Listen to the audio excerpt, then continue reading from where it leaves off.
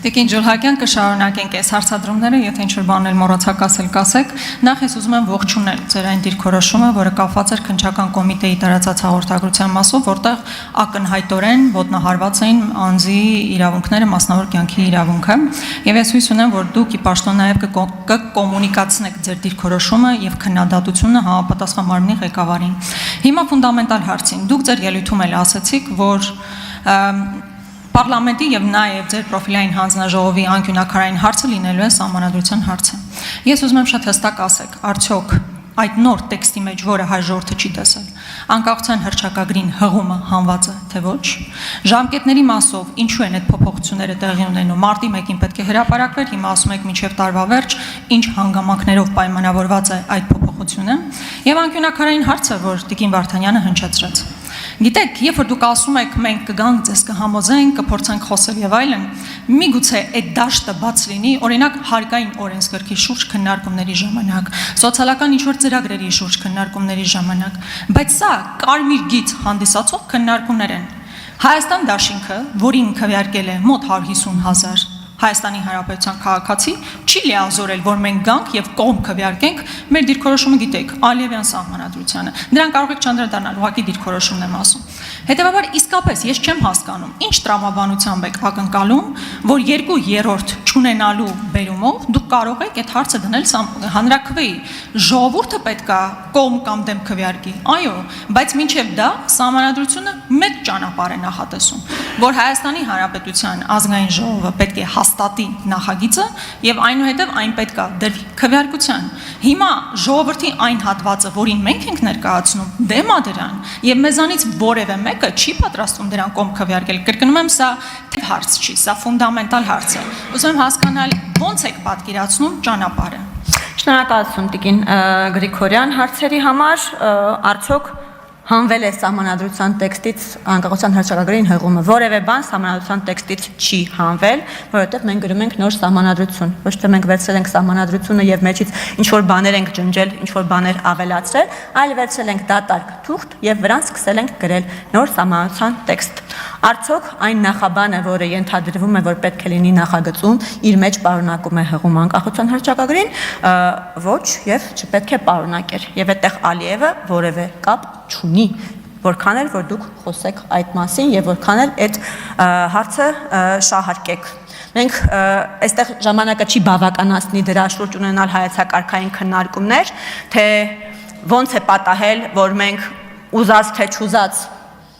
ապրում ենք նոր պետության մեջ եւ այդ նոր պետությունը պետք է ունենա նոր համաձայնություն պետություն քաղաքացի եւ քաղաքացի շրջանակներում մեր ժամանակը հարց ու պատասխանի վստահաբար չի բավականացնի դրա համար, բայց այդ քննարկումը շատ կարևոր է, որպես մենք եւ դուք որպես հակադիր դիրքորոշումներ ունեցող քաղաքական գործիչներ այդ հայեցակարգային քննարկումը ունենանք։ Ես իմ ելույթում նշեցի, մենք պետք է պատասխանենք այդ հարցին, ինչ պետություն ենք, մենք պատկերացնում, որ պետք է ունենանք, ինչ նպատակներ ունեցող պետություն ենք, մենք պատկերացնում, որ մենք ունենանք։ Համենայն դեպս պետք է կարևորը այն է, որ յուրաքանչյուրս պետք է առաջնորդվենք մեր պետականության ամրապնդման եւ մեր ժողովրդի, մեր պետության տարածքում հարատևության ապահովման հրապարականով։ Եկեղեցու հետ կապված, եթե ես ճիշտ եմ հիշում, Տիկին Վարդանյան ձևակերպ որևէ նոր բան այնտեղ գրված չի, բայց վստահ եմ, իմ հիշելով որևէ բան այնտեղ չկա, այսինքն բացառիկ դերի նշման հետ կապված որևէ խնդիր մենք չունենք, հայ առաքելական եկեղեցին մեր պետականության բացակայության պայմաններում եղել է մեր ազգապահպանության հիմնական շարժիչ ուժը, մենք դրա հետ բնականաբար որևէ խնդիր չենք կարող ունենալ, բայց նաև մենք ասում ենք, որ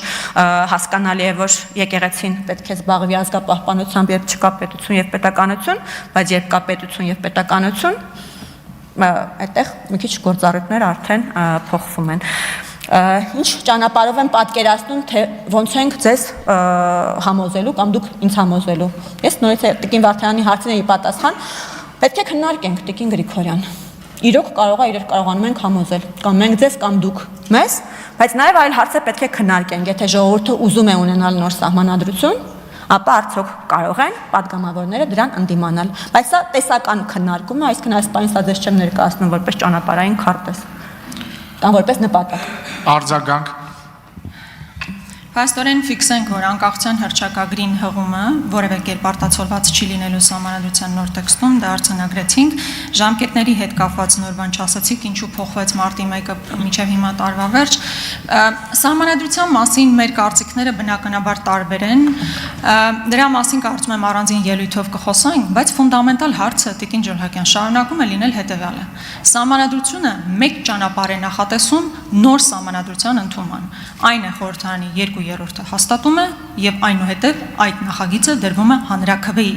Դա, այսինքն առաջին քայլ, երկրորդ քայլ, ոչ թե ժողովրդը պայմանական ինչ որ մարդիկ ասում են եկեք նոր սահմանադրություն ընդունենք եւ հետո այդ հարցը գալիս է ազգային ժողով։ Ազգային ժողովը նախագիծը հաստատում է եւ գնում է։ Հիմա իմ ասածը շատ տրամաբանական է։ Այստեղ նստած մարդիկ ասում են մենք կողմ չենք քվեարկելու։ Ոչ թե նախ որովհետև այո, ապագայի մասին մեր պատկերացումները, պետության մասին մեր պատկերացումները հարուցումն աստիճան տարբերվող են եւ չեն կարող հատվել որևէ կետում, բայց մենք լիազորված չենք կողմ քվեարկել այն սահմանադրությանը, որ մենք կարծում ենք Ալիևնա պատահել վստահենք, որ այդպես է։ Ո՞նց եք տեսնում իրավական ճանապարհը։